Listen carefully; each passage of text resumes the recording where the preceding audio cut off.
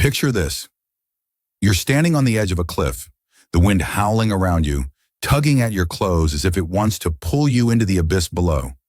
The sky is a bruised purple, heavy with storm clouds, and the ground beneath your feet trembles faintly, as though it knows something you don't. You're not alone. There's a figure in the distance, silhouetted against the horizon, holding something you've wanted your entire life. It could be anything: a trophy, a lover, a life free of struggle. You can't quite make it out, but you feel it in your bones, a gnawing, twisting ache that says, "That should be mine." Your hands clench into fists, your breath quickens, and a voice in your head screams, "Why them? Why not me?" You take a step forward, then stop. The cliff's edge crumbles slightly under your weight. You're caught, wanting to chase, wanting to destroy, yet terrified of falling. This is jealousy. It's not just an emotion.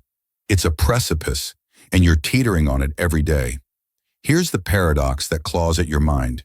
You despise this person for what they have, yet you'd give anything to stand in their shoes. You curse their fortune, but you dream of it in the quiet hours when no one's watching. How can you hate something so bitterly while longing for it with a hunger that keeps you awake at night? It's a contradiction that doesn't resolve. It festers. It wraps itself around your thoughts like ivy, choking out reason, leaving you tangled in a mess of want and resentment. Why does this feeling have such a stranglehold on you? Why can't you shrug it off, laugh it away, let it dissolve like a bad memory? And here's the question that cuts deeper. What if jealousy isn't just a passing storm, but a force that's been eroding your life, your relationships, your sanity, your very identity, piece by silent piece? Let's not leap to conclusions yet. Let's linger in the unease. Close your eyes for a moment and summon a memory, any memory, where jealousy sank its teeth into you. Maybe it was last week, scrolling through a feed of polished lives, sunlit beaches, gleaming smiles, captions dripping with triumph.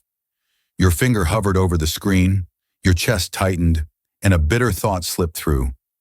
They don't deserve it. I do.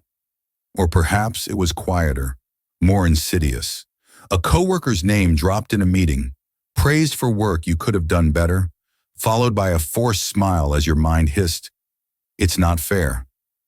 How often does this happen? How many hours of your life have been hijacked by this shadow, this uninvited guest that sits at your table, whispering comparisons you can't unhear?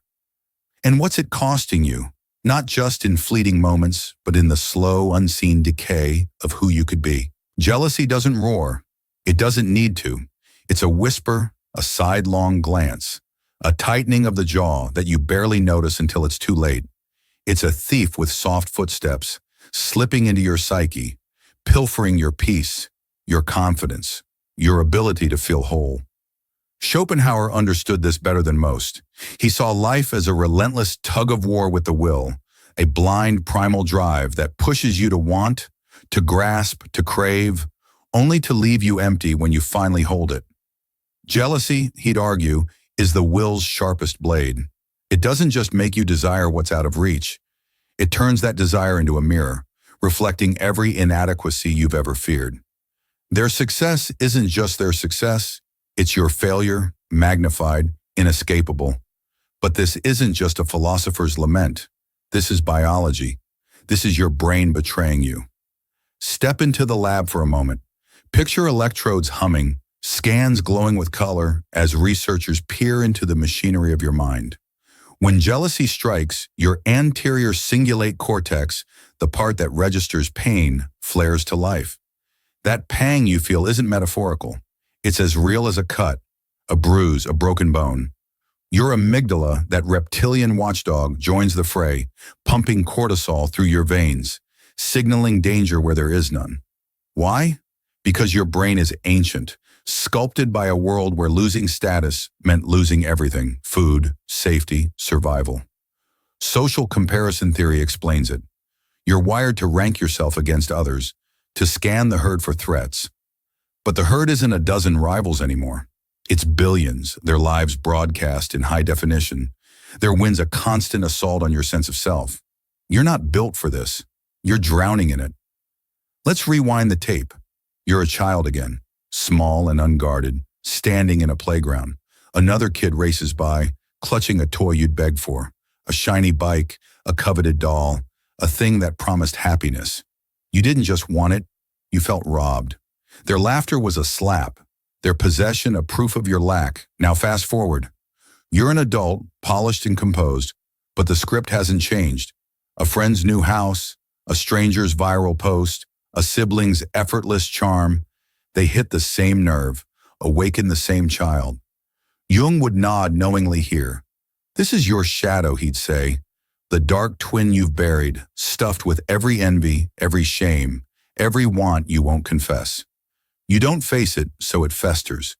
You don't hate them for their luck. You hate yourself for not having it. But you'll never say that out loud. The shadow knows better. This isn't abstract. This is personal. Jealousy doesn't just sit in your head. It moves through you, shapes you, rewrites you. Nietzsche called it ressentiment, a simmering resentment that poisons the weak, the ones who can't seize what they want, so they tear down those who can. It's not just envy, it's envy with teeth, a quiet fury that twists your perceptions. Friends become enemies in disguise. Colleagues become yardsticks of your worth. A stranger's joy becomes your wound. And society? It's complicit. It's built for this. Capitalism dangles carrots you'll never catch. Buy this, be this, win this. And when you don't, it points to someone who did. Social media is the amplifier, a megaphone for every life you're not living. You're not just conditioned to want, you're conditioned to resent. Jealousy isn't a flaw, it's your programming. Let's peel back the layers. Think of a time jealousy took the wheel. Maybe you snapped, a cutting remark, veiled as wit, aimed at someone who dared to shine. Or maybe you shrank, retreating into silence, nursing a grudge you'd never admit. What happened next? Did the air feel heavier? Did your thoughts spiral, replaying their victory until it was all you could see? Sartre would frame this as freedom's curse. You're free to choose your response, but jealousy shackles you to the pettiest one.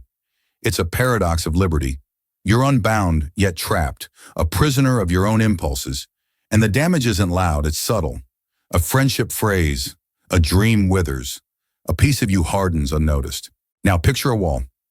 Each jealous thought is a brick, rough, uneven, heavy. You lay one down when you see their new job, another when their photo gets the likes, another when their laughter rings louder than yours. Day by day, the wall rises, encircling you, cutting you off. You're not just isolated from them, you're isolated from yourself. Frankl, who found meaning in the ashes of despair, would say this is where you lose the thread. Suffering isn't the enemy. Suffering without purpose is. Jealousy robs you of purpose. It fixes your eyes on what's missing, blinds you to what's possible. You're not living your story, you're haunting theirs, a ghost in your own life. Let's stretch this further. Imagine a day, any day, where jealousy didn't touch you. No twinge at the news, no flicker of spite at the screen. Could you do it? Or does the thought alone feel impossible, like holding your breath underwater? Huxley saw this trap in our addiction to shallow pleasures. Endless scrolling, dopamine hits, the numbing hum of distraction. You think you're escaping jealousy, but you're feeding it. Every swipe is a comparison. Every post a reminder of what you're not. It's not just habit, it's obsession, a compulsion that tightens the noose. You're not in control anymore. Jealousy is. Now let's make it urgent. Right now, as these words sink in, jealousy is at work. It's in the tension of your neck, the clench of your teeth, the way your mind drifts to someone else's gain while dismissing your own.